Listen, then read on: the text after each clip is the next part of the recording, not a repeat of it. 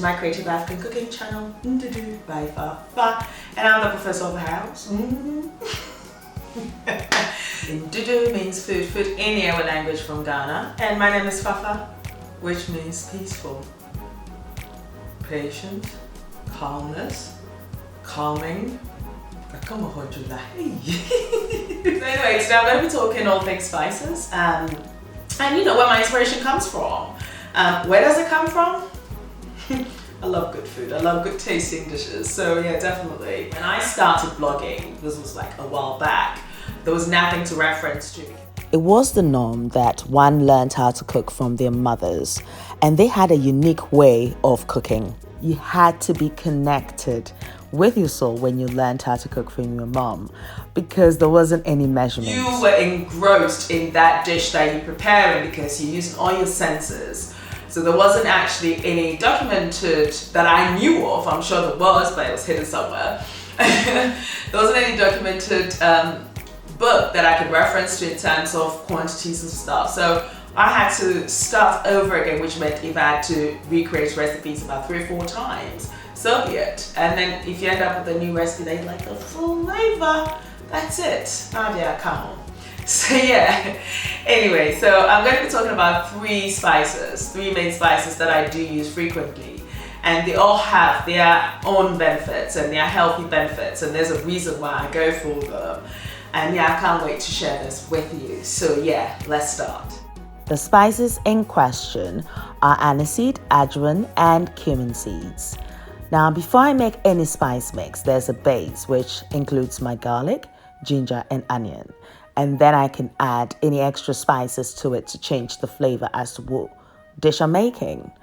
Now, traditionally, one would peel the skin off the ginger, but I tend not to. What I do is I wash the skin about 3 or 4 times to get rid of any dirt.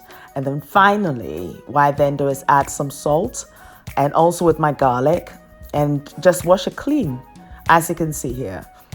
There is no need for you to peel your garlic if you're blending it. So I don't peel the garlic, neither do I peel the ginger, because all the nutrients are in there anyway. And I do add my onions. So this is always a base, like my ginger, onion, and garlic. It's always going to be there. So now moving on. So here we have our 3 individual spice mixture, and I will talk about them in detail. Here we do have cumin seeds, and I'll be infusing that with my lamb shanks. Now this lamb shank is going to be frozen because I'm not using it now, but this is me pre-marinating it, so I'm going to talk to you about it. Now cumin actually has a very distinctive flavor. It's quite earthy, nutty, and has a spicy taste as well. And somewhat it does have this slight bitter undertone to it, so it works really well with lamb, absolutely. And the reason why I keep it this simple is as and when I'm ready to cook, I can add more spices if I choose to, or just leave it as this. You know, I can add my lemons and stuff like that, but this cuts your cooking time in half because I'm pre-marinating it in that freezer bag, which of course is labeled, so I know the date. And yes, so it means that I don't leave anything in that freezer for more than a month. It has to be used within the month. So yes, this is like bish bash bosh. And when you have something like this, it means if before you leave for work, you take it out of the freezer. So easy. When you come back home, you just place that in the oven and you're good to go. I've got a few lamb shank recipes on my blog and YouTube channel, so do check it out. Here I do have a goat meat infused with some ajwain seeds. Now what's ajwain seeds? I'll tell you what. They are bitter and quite pungent, and they are really good for bloatedness, or you know, if you suffer from indigestion. So it helps a lot. And I was first introduced to this spice by a Pakistani friend of mine, and I haven't looked back since. It is bitter, so a little goes a long way. But it has like this thyme like flavor as well. It's aromatic, but of course it has this bitterness that just works well. And especially because goat meat is, you know, it's quite strong in flavor, it counteracts it just perfectly. It's just beautiful.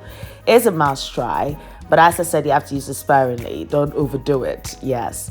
And yeah, I do have it. I've mixed it with my garlic, ginger, onion, and the ajwain seeds, and I've blended it. And yet again, using my freezer bags, marinating it. and then freezing it for about a month. Definitely is not going to go over a month because I cook everything. I cook from scratch. Now that's the thing as well. What I'm trying to encourage people to do is, to cook from scratch. And this is exactly what I used like the goat meat for in making this incredible goat meat and paneer sag. That's a recipe coming up. So you need to be subscribing and clicking the notification button if you haven't done so yet. Now the next spice that I use in most of my dishes is the aniseed, known as Nkete in Ghana. It's my favorite spice. Its flavor is similar to one of star anise, fennel, and it has a licoricey taste, and it works really well, absolutely, with my beef. I think it's a fair statement to make that aniseed is one of my favorite spice because I use it in almost every dish that I make. I love that licoricey taste that it adds to most of the dishes, and in particular when I'm making beef. So I have got my beef here that of course I've marinated. I've added some dry thyme to it. So that is just enhancing the flavor. So it's aromatic, it's got that licoricey taste, and I'm giving it that sort of thyme flavor and woodiness as well. And the recipe that I made with this beef, chale, Ndudu by Fafa, no. Don't you panic, I have got you covered. You are definitely going to be seeing this beautiful beef stew recipe. Absolutely, a la Ndudu. Now, best thing about aniseed is it's rich in iron. So that's vital for the production of healthy blood cells in your body. Aniseed is a great antioxidant and also anti-inflammatory. It helps with your metabolism and it helps reduce the acid buildup in your tummy. So anything that helps with my digestion, I'm up for it. So yeah, these are my 3 main spices, but I have got more recipes coming up. You need to be clicking the subscribe button if you haven't done so, because I don't even know what you're waiting for, and the notification button. If you have watched my previous video, I do talk about preparation, and marinating your meat or poultry is quite important. Now when it comes to flavors, you need to educate your palate, but of course this is like a beginner's level for you to actually, just enjoy it. It's very easy to emulate. Now what's important is when you freeze food, please do not have that perception that it doesn't go off. It goes off, but it goes off gradually at a slower pace rather when it's in the fridge. So I tend to not keep things frozen for more than a month.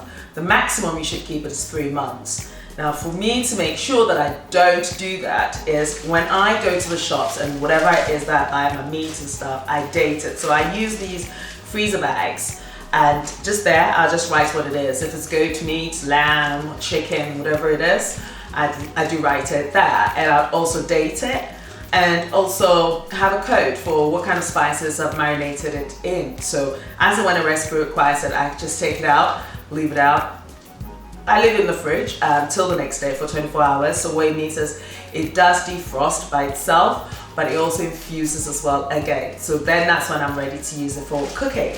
So that's definitely important. Yeah, so anyway, as I was saying, right, so we've got these 3 marinades, and I'll tell you what, subsequently there are recipes that are coming up that would refer back to this video. So of course, this is important so that you write everything down.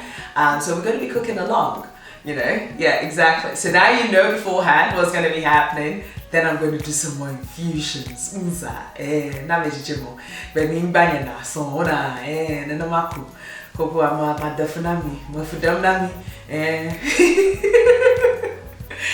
I know. Thank you very much for watching. Until next time, take care of you. Be nice, be beautiful. And if you're ever going to change, don't change for anybody, change for yourself. You're so important and you're more than enough. Okay? I'll tell you something. It takes a lot, right, for somebody to be positive. Don't assume the fact that they're positive doesn't mean they don't have issues or there are no problems. Oh no. It means that in spite of the problems, they're not going to let themselves down. So that's why I always keep referring to the fact that you should change and change for you, and you should love yourself more, because it always comes from you. The beginning and the end is with you. It's not, no one is responsible for it. It's you. You're responsible for being happy, for sadness, for everything. you're responsible for allowing negativity to, pierce through your heart.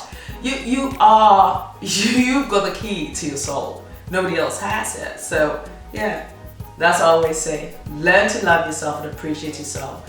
Because hey, you've got, what's the other alternative? You can't be anybody else. You have to be yourself. The other alternative just doesn't exist. Means that you just be chasing after your tail over and over and over again. That's a big no-no. Hey. Anyway, enough of the preaching. So it's all about spices anyway. Yeah, until next time, my gorgeous, gorgeous people. Thank you all for subscribing, for liking, leaving your comments. Me love you, plenty. You know it.